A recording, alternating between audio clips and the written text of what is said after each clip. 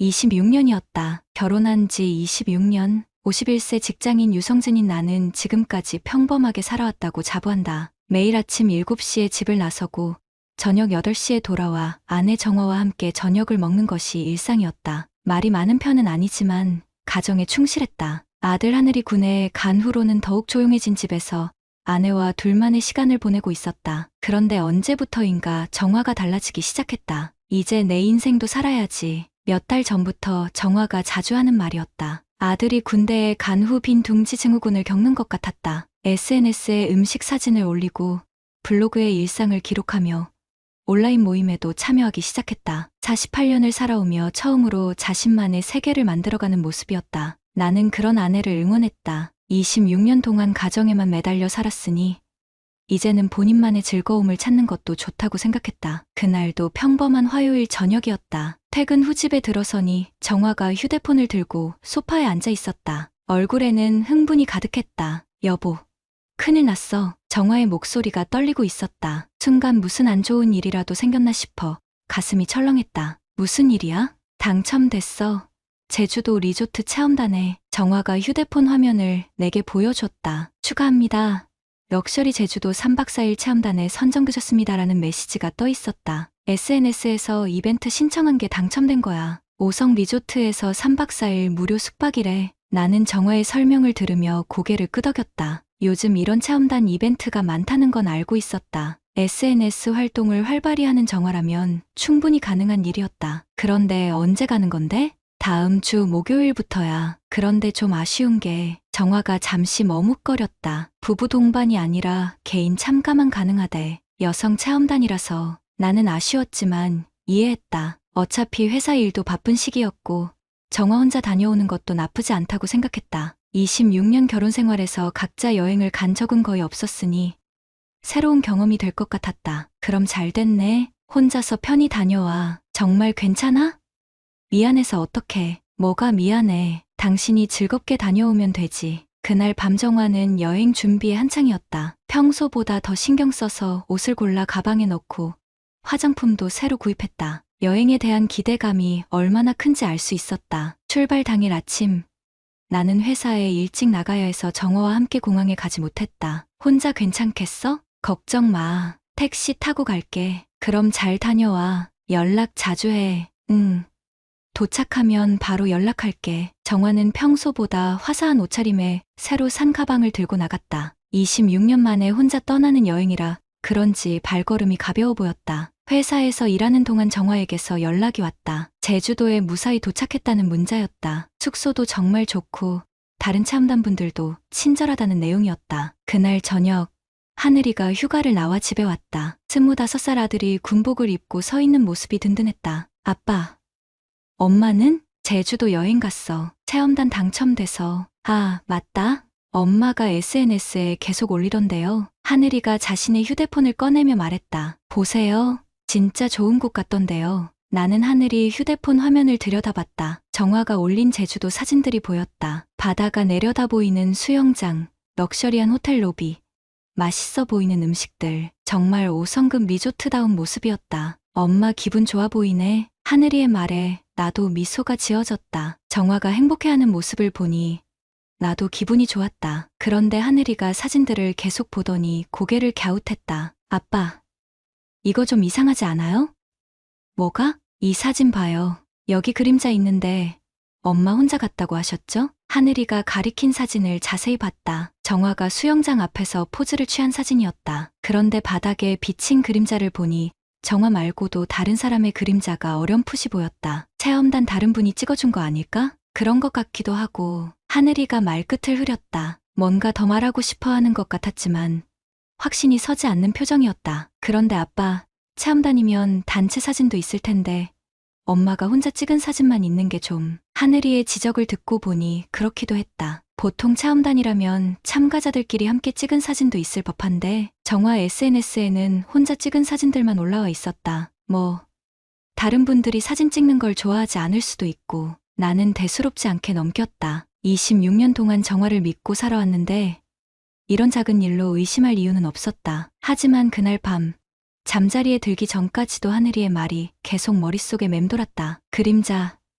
단체 사진의 부재, 그리고 갑작스러운 당첨, 별것 아닌 일이라고 스스로를 달랬지만 가슴 한구석이 묘하게 불편했다. 정화가 여행을 떠난 지 이틀째 되는 날, 나는 평소와 다름없이 출근했다. 하지만 어젯밤 하늘이가 지적한 그림자 이야기가 계속 머릿속을 맴돌았다. 점심시간에 혼자 정화의 SNS를 다시 들여다봤다. 하늘이 말대로 뭔가 이상했다. 체험단이라면서 다른 참가자들과 함께 찍은 사진이 한 장도 없었다. 모두 정화 혼자 찍은 셀카나 음식 사진뿐이었다. 그 중에서 가장 눈에 띈 것은 커피 사진이었다. 카페 테이블에 아이스 아메리카노 2잔이 놓여있는 사진이었다. 정화 혼자라면 굳이 2잔을 주문할 이유가 없었다. 체험단 분과 함께 마셨어요. 정화가 단댓글이었다. 그럴듯한 설명이었지만 뭔가 어색했다. 2잔 중 하나는 명백히 남성용 시계가 테이블 모서리에 걸쳐져 있었다. 고급스러워 보이는 시계였다. 오후에 동료 정혜진에게 넌지시 물어봤다. 정혜진은 예전에 여행업계에서 일한 경험이 있어서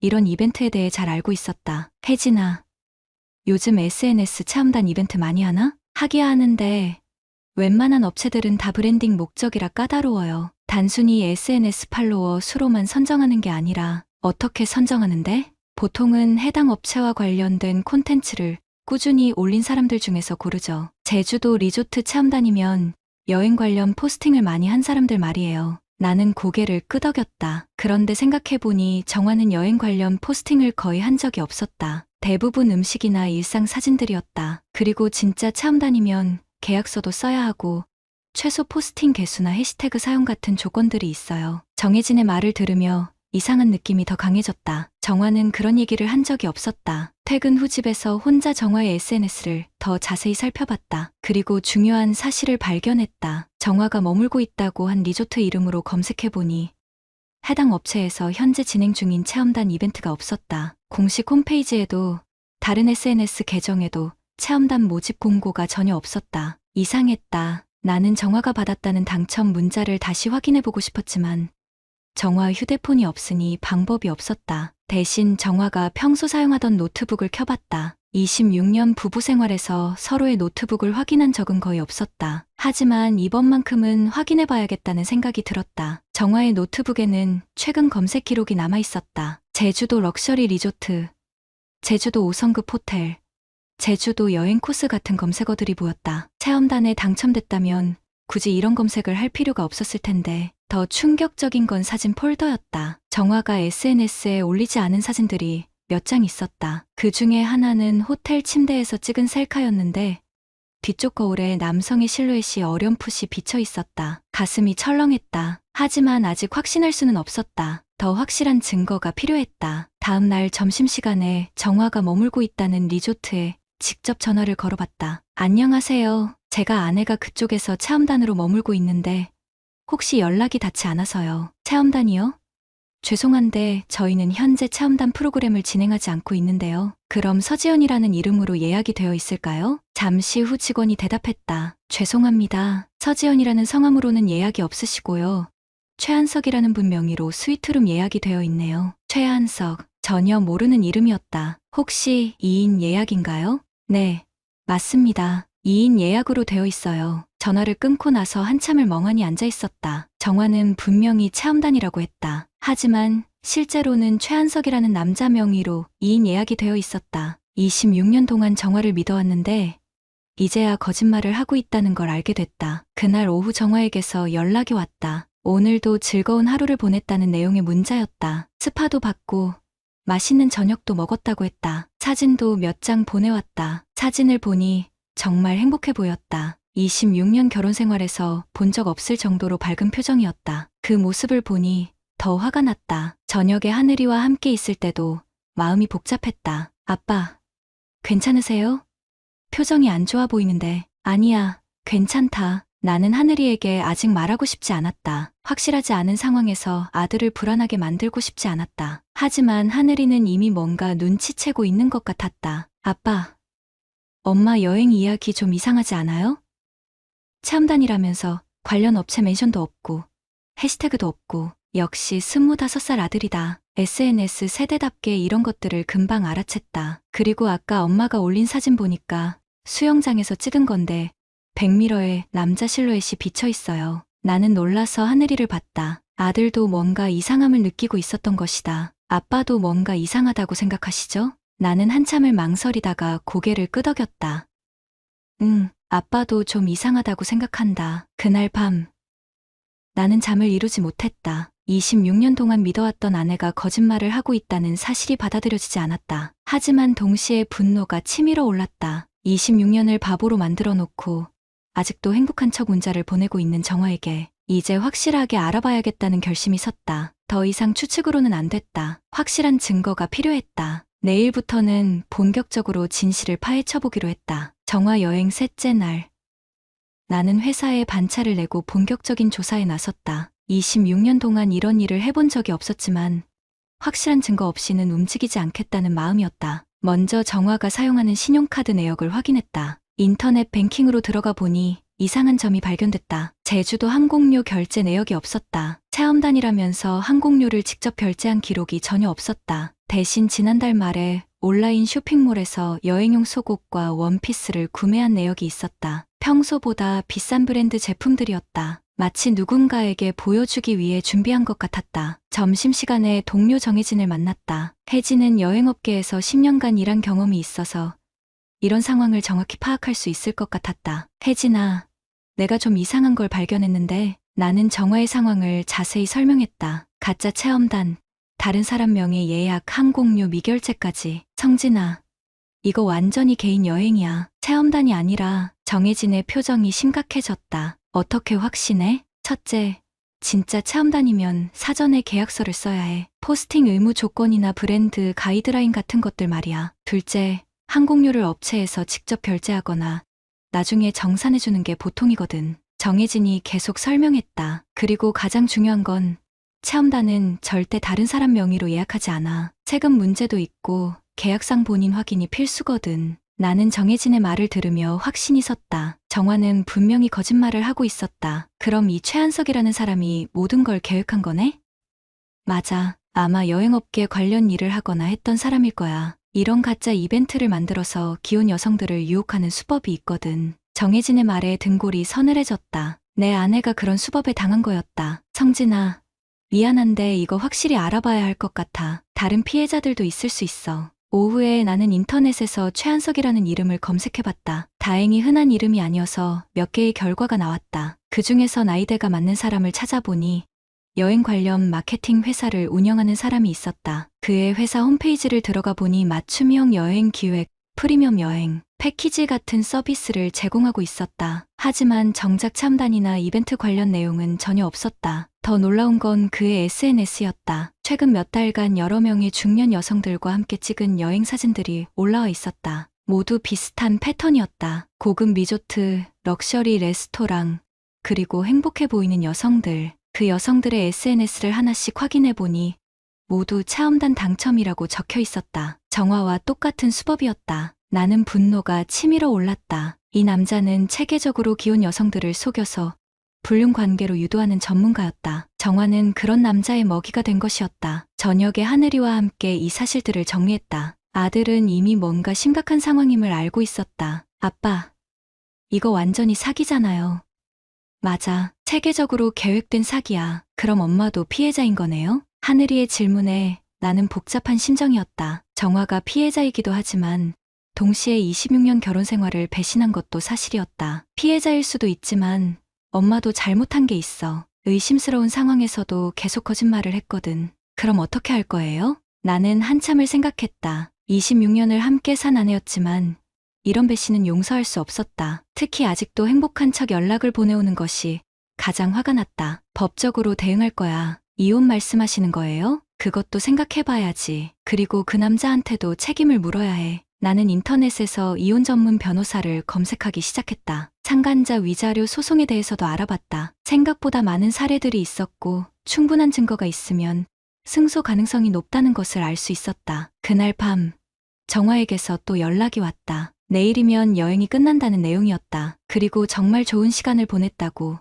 이런 기회를 줘서 고맙다고 했다. 문자를 읽으며 주먹이 꽉 쥐어졌다. 26년을 바보로 만들어 놓고 아직도 이런 메시지를 보내다니. 나는 답장을 보내지 않았다. 대신 변호사 상담 예약을 잡았다. 내일 정화가 돌아오기 전에 모든 준비를 마치고 싶었다. 마지막으로 정화의 노트북에서 더 많은 증거들을 수집했다. 최한석과 주고받은 메시지들, SNS에 올리지 않은 사진들, 여행 관련 검색 기록들까지 모든 것을 USB에 저장했다. 특히 침대 셀카에서 발견한 남자 실루엣은 확대해서 별도로 저장했다. 나중에 법정에서 필요할 증거였다. 26년 동안 한 번도 이런 일을 해본 적이 없었지만 생각보다 체계적으로 진행되고 있었다. 아마도 그동안 쌓인 직장 경험과 신중한 성격이 도움이 된 것 같았다. 내일 정화가 돌아오면 모든 걸 끝낼 예정이었다. 26년 결혼 생활의 마지막 날이 될지도 모르지만 후회는 없었다. 진실을 알게 된 이상 더 이상 거짓 위에서 살 수는 없었다. 정화가 제주도에서 돌아오는 날,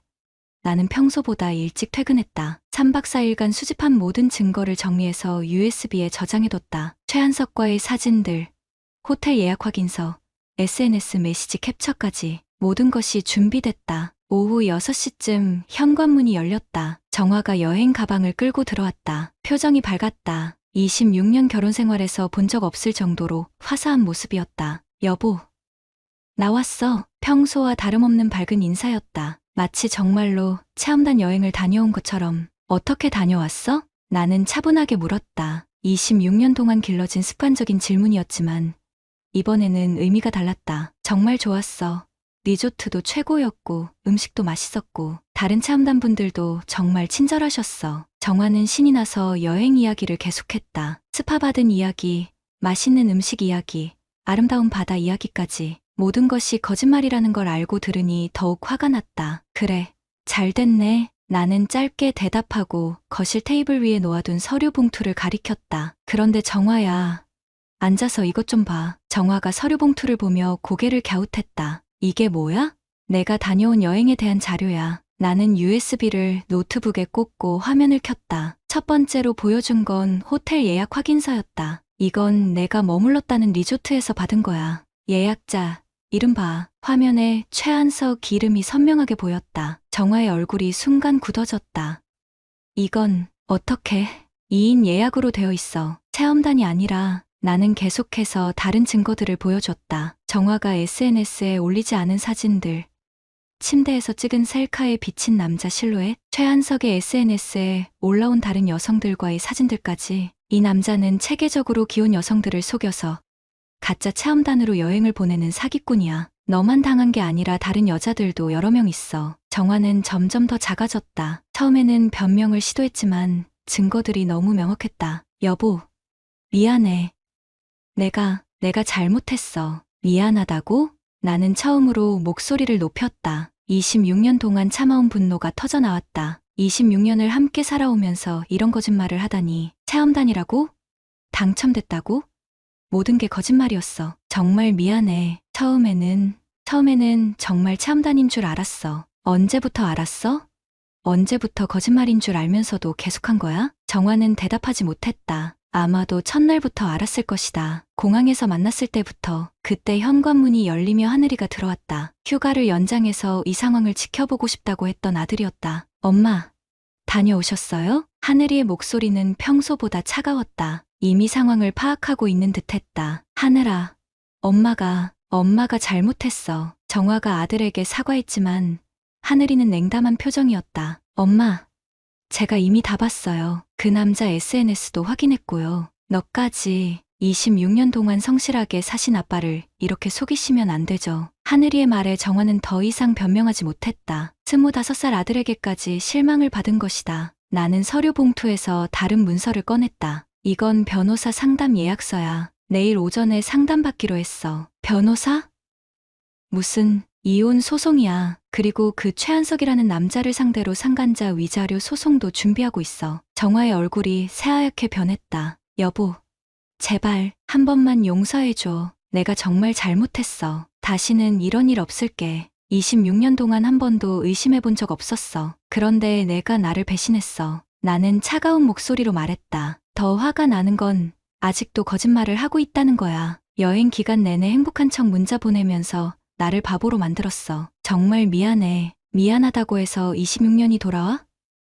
내가 그동안 바보였다는 사실이 바뀌어? 정화는 울기 시작했다. 하지만 나는 더 이상 동정심이 생기지 않았다. 일주일 안에 짐 정리해서 나가. 이혼 소송은 변호사를 통해서 진행할 거야. 여보, 제발 다시 생각해봐. 이미 충분히 생각했어. 결론은 변하지 않아. 하늘이가 옆에서 말했다. 엄마, 아빠 결정이 맞는 것 같아요. 저도 아빠 편에 설게요. 아들의 지지에 가슴이 뭉클했다. 적어도 하늘이는 내 편이었다. 그날 밤 정화는 친정에 전화해서 상황을 설명했다. 친정에서도 정화를 크게 꾸짖었다는 소리가 들렸다. 26년간 믿음직한 사위였던 내게 이런 일을 당하게 한 것에 대해 나는 변호사와 통화해서 내일 상담 일정을 확정했다. 모든 증거 자료도 준비됐고 상간자 소송에 필요한 최한석의 신상 정보도 확보했다. 26년 결혼 생활이 이렇게 끝날 줄은 몰랐다. 하지만 후회는 없었다. 더 이상 거짓 위에서 살 수는 없었다. 정화는 그날 밤 거실 소파에서 잤다. 침실에 들어올 면목이 없다고 했다. 하지만 이미 늦었다. 26년간 지켜온 신뢰는 하루아침에 무너졌고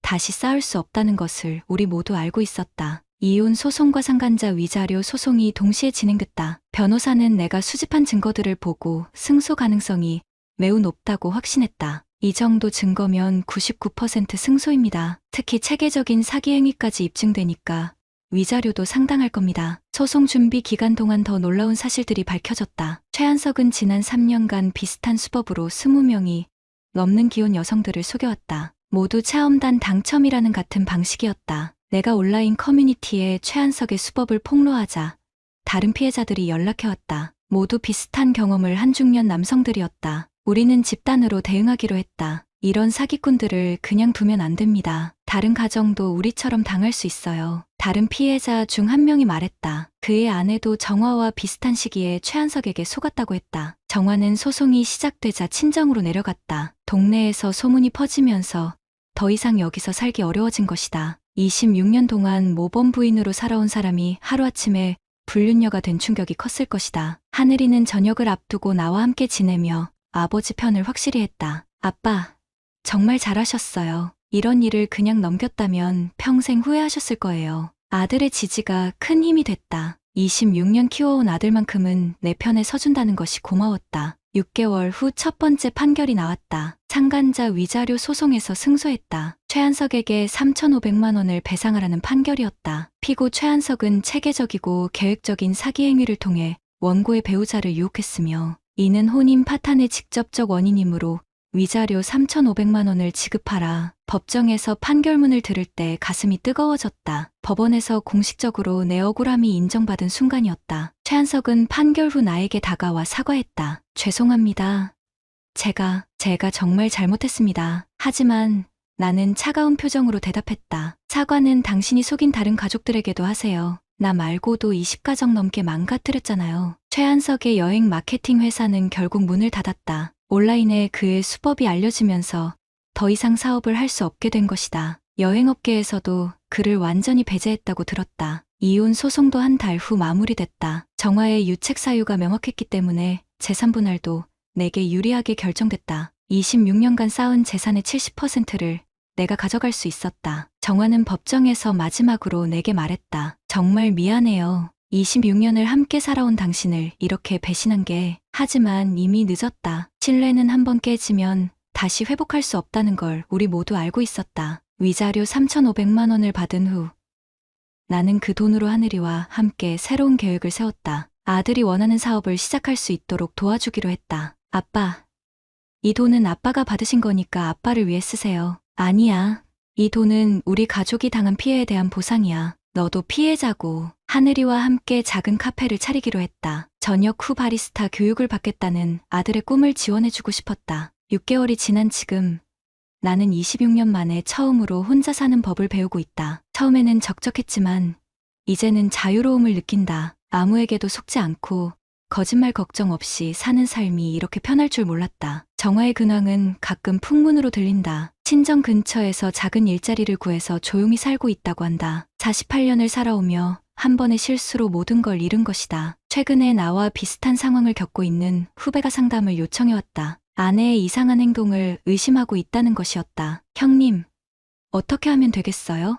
확신이 서지 않아서. 나는 후배에게 조언했다. 감정적으로 대응하지 말고 확실한 증거를 수집하라고. 그리고 법적 절차를 통해 정당하게 해결하라고. 가장 중요한 건 자신을 지키는 거야. 26년을 바보로 살 필요는 없어. 후배는 내 조언을 듣고 체계적으로 증거를 모으기 시작했다. 몇 달 후 그도 비슷한 상황에서 정의로운 결과를 얻었다는 소식을 전해왔다. 어제는 온라인 커뮤니티에 내 경험담을 올렸다. 비슷한 피해를 당할 수 있는 다른 남성들에게 경고하고 싶었다. 체험단 당첨이나 경품 여행 같은 말에 속지 마세요. 세상에 공짜는 없습니다. 댓글들을 보니 많은 사람들이 공감하고 지지해 주었다. 형님 잘하셨습니다. 악한 놈들이 대가를 치러야죠. 저도 비슷한 상황인데 용기를 얻었어요. 이런 반응들을 보며 내가 올바른 선택을 했다는 확신이 들었다. 26년 결혼 생활은 끝났지만 내 인생은 아직 끝나지 않았다. 51살. 아직 새로운 시작을 하기에 늦지 않은 나이다. 무엇보다 하늘이라는 든든한 아들이 있어서 외롭지 않다. 그리고 이번 일을 통해 내가 생각보다 강한 사람이라는 걸 알게 됐다. 경품? 인생에서 가장 비싼 거짓말이었다. 하지만 그 대가로 진짜 내 모습을 찾을 수 있었다. 이제 누구도 나를 바보로 만들 수 없다. 구독자님들, 오늘 사연 댓글로 공유해 다른 분들과 함께 의견 나눠보세요. 저도 읽어보며 소통하겠습니다.